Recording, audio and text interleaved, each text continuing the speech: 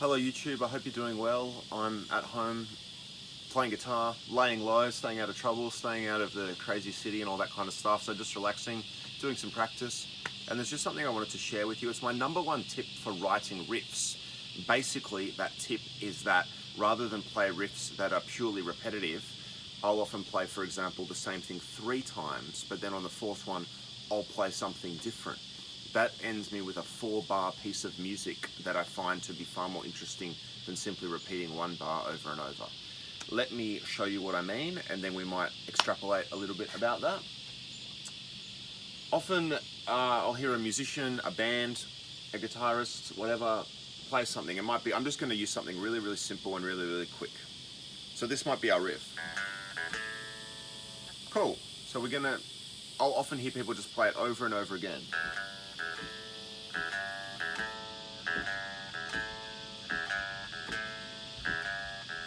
And there's nothing wrong with that. We can still make a song from that. You can still sing while you play that. You can still loop that and jam to it. You can still have a drummer play along. You can still have a bass player or other guitarists or anything play along.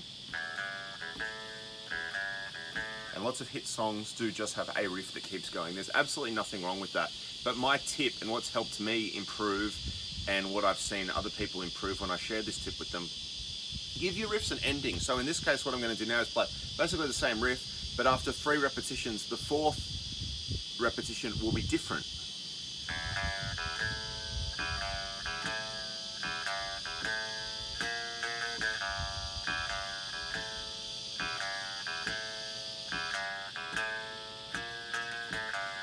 So I did 2 lots of 4 there. I did the whole thing twice.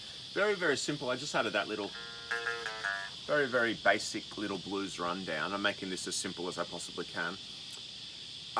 And what that does, I find, is it trains the human ear to kind of, your audience or your listener, whoever that is, even if it's just you playing at home, you're hearing that 4-bar piece of music, and it's much more complex and interesting than hearing 1 bar, then 1 bar. When it's quite short and repetitive, the brain gets in a kind of short repetitive loop. When it's that, you can play short repetitive stuff, and if you just put an ending that's different, all of a sudden the short repetitive stuff has become a bigger piece of music. That really is all I wanted to say to you today. It's a very short lesson. You can do the same with your lead playing. So if I'm playing a solo, I might do the same thing.